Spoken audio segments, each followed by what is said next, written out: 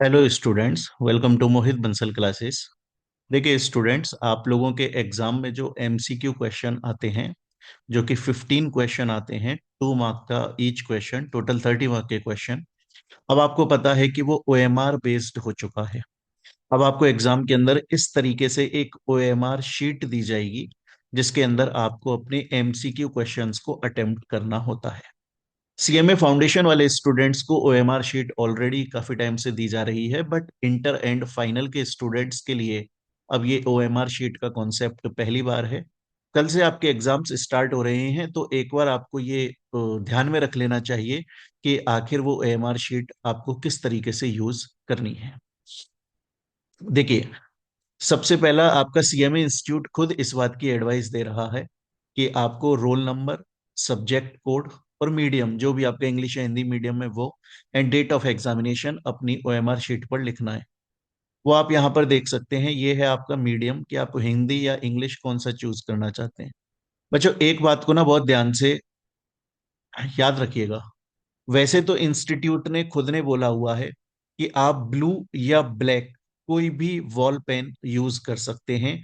ये जो बबल्स हैं इनको फिल करने के लिए, ये जो, और मैं इजी लैंग्वेज में बोलूं, ये जो गोले दिए गए हैं, है ना, इनको भरने के लिए आप बेल ब्लू पेन या फिर ब्लैक पेन, दोनों में से कोई भी यूज कर सकते हैं। इंस्टीट्यूट ऐसा बोलता है, वॉल पेन होना चाहिए।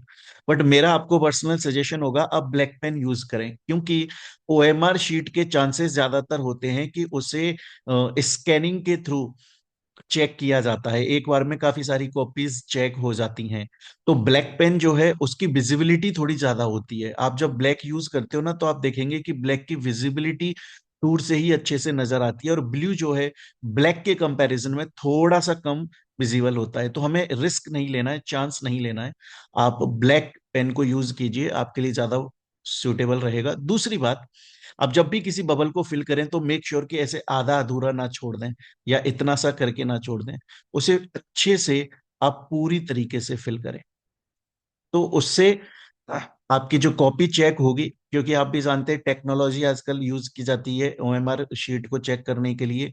तो टेक्नोलॉजी कंफ्यूज भी हो सकती है अगर आप ऐसे आधे अधूरे बबल को छोड़ दोगे। पूरा अगर आपने किया है तो वो कंफ्यूज नहीं होगा और आपको कंप्लीट मार्क्स दे पाएगा। दूसरी बात, तो पहले आप यहाँ पर देखो, अपना मीडियम चूज कर लेंगे। उसके बाद सब्जेक्ट कोड, हर सब्जेक्ट का एक कोड है जो कि आपके एग्जामिनेशन फॉर्म, सॉरी, जो आपके एडमिट कार्ड है उसमें दिया हुआ है। फिर आप अपना यहाँ पे रोल नंबर लिखें और उसको यहाँ फिल भी करें। उसके बाद डेट ऑफ एग्जामिनेशन। याद रखिएगा, रोल नंबर आपको दो तरीके से लिखना है। एक तो अपना रोल नंबर यहाँ डिजिट्स में आप लिखेंगे और इन बबल्स को फिल कर देंगे, और उसके बाद में आप वर्ड्स में भी रोल नंबर को लिखेंगे, अपने सब्जेक्ट का नाम लिखेंगे।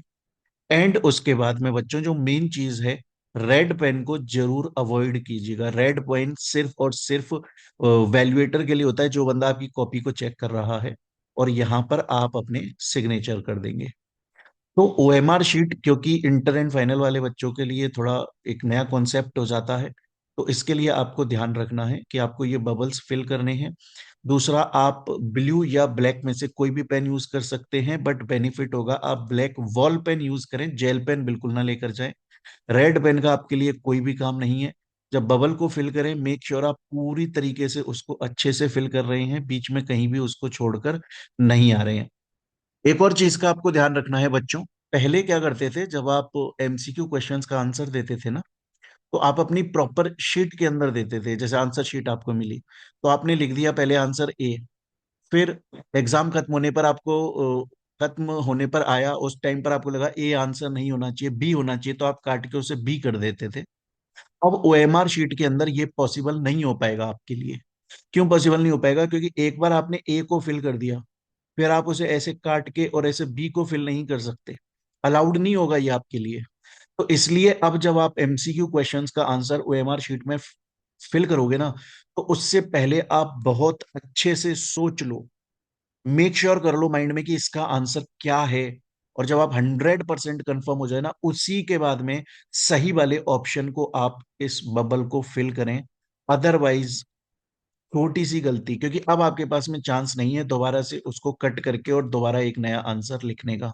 एंड एमसीक्यू 30 मार्क्स के आते हैं, आपका पास या फेल दोनों के अंदर आप डिसाइड कर देगा। वो हेल्प करता है, या तो पास करा देगा या अनफॉर्चुनेटली फेल भी करा सकता है वो। इसलिए बच्चों, ये सीएमए इंस्टीट्यूट ने खुद ने, आप देखिए यहाँ पर अपने सजेशंस दिए हुए हैं, इनको आप जरूर से फॉलो करें। उसके अलावा एक और चीज, पहले एक ये डिबेट चलता था स्टूडेंट्स के बीच में कि सर हमें एमसीक्यूज का जस्टिफिकेशन या रीजन भी लिखना है। अब वो डिबेट आपके माइंड में बिल्कुल खत्म हो जाना चाहिए, क्योंकि अब ओएमआर बेस्ड आ चुका है।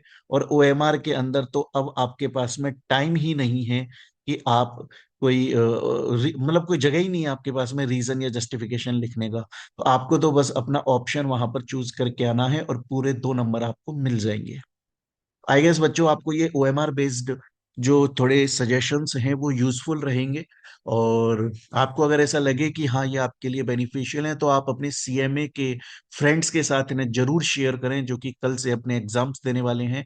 उन वो भी ऐसा ना हो कि उन्हें अगर ये चीजें नहीं पता तो कहीं हड़बड़ी में या थोड़ा एग्जाम प्रेशर के अंदर वो इन चीजों को गलत करके आ जाएं, क्योंकि आपने पूरी साल मेहनत करी है, आंसर आपको आता है। बट अगर इन्हीं चीजों में स्टार्टिंग में थोड़ा बहुत कहीं गलती कर दी आपने जल्दी जल्दी में, तो फालतू में मार्क्स कटने का डर रहता है। मिलते हैं स्टूडेंट्स हम लोग अपनी नेक्स्ट वीडियो के अंदर। Till then thank you, take care मेरे प्यारे बच्चे।